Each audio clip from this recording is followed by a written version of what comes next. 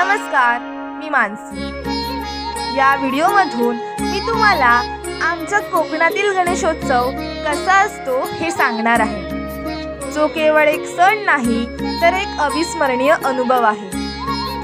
गणेश चतुर्थी उत्सव, आनंद आणि धमाल मस्तीच्या पलीकडे ती आहे एक ऊर्जा, एक उत्साह जो वर्षभर पुरेल इतका असतो।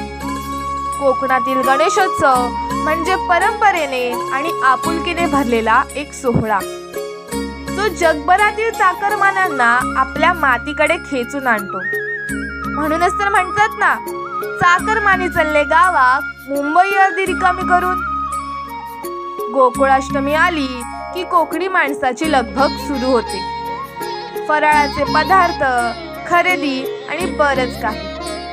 डेकोरेशन आता करू की मागे करू म्हणता म्हणता कधी आदला दिवस उजाडतो कळतच नाही।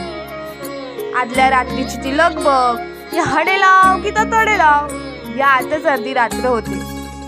पण त्यातही एक वेगळीच मजा असते। आजोबांनी सजवलेली ती माठवी, त्यात भरलेलं ते निसर्गाचं सौंदर्य बघण्यासारखंच असतं। आपला बाप्पा इतरांपेक्षा जास्त सुंदर दिसावा ही धडपड आणि त्यात होणारी भावंडांची खोडकर भांडणं, यातच खरी मजा असते। सगळे एकत्र येऊन गणपतीची सेवा करतात आणि मध्यरात्री डोळ्यात झोप असूनही तेवढ्याच उत्साहात बाप्पाला पाटावर बसवलं जातं। सकाळी जागरण करून उठल्यावर समोर बाप्पाची मूर्ती बघून सगळा थकवा कुठच्या कुठेच पळून जातो। घरात चाललेली ती पूजा, गाणी आणि आरत्यांनी घर पूर्णपणे चैतन्यमय होतं। घरात कधी काम न करणारी माणसं सुद्धा उत्साहाने कामाला लागतात। मोदक येत नसले तरी जसे बनतील तसे बनवण्याचा हट्ट असतो आणि कोणी सर्वात सुंदर मोदक बनवलाय हे पाहणं ही एक गंमतच असते।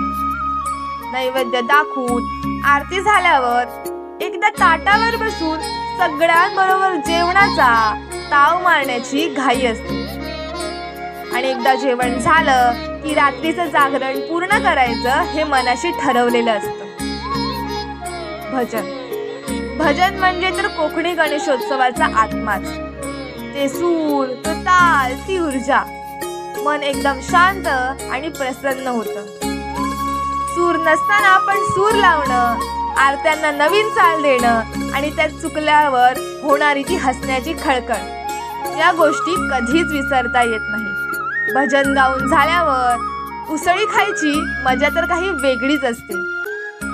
फुगडीचा फेर धरणं, गण्या धाव रे पावरे म्हणत पाय तुटेपर्यंत नाचणं, हा अनुभव प्रत्येक कोकणी माणसाला प्रिय असतो।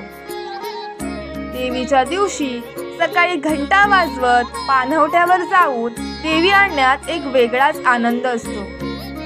संध्याकाळी वाडीतले सगळे एकत्र येऊन भाजी भाकरी खातानाचं दृश्य तर शब्दात व्यक्तच करता येत नाही। त्यात मिळणारी आपुलकी आणि आनंद घरी एकटं जेवणात कधीच मिळत नाही। ती आरती, ते भजन, ती फुगडी आणि एकूणच हा सोहळा मनाला पूर्णपणे भारावून टाकतो। आणि मग येतो तो दिवस विसर्जनाचा। मला थोडं वाईट वाटतं, पण काय करणार। बाप्पा मोरया, पुढच्या वर्षी लवकर या असं म्हणत जड अंतकरणाने बाप्पांना निरोप देतो।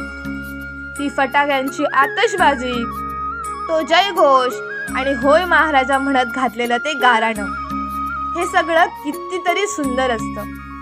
हे 11 दिवस कधी निघून जातात कळतच नाही। आजही मन त्याच दिवसात अडकले आणि ते म्हणतंय, बाप्पा पुढच्या वर्षी लवकर या। धन्यवाद।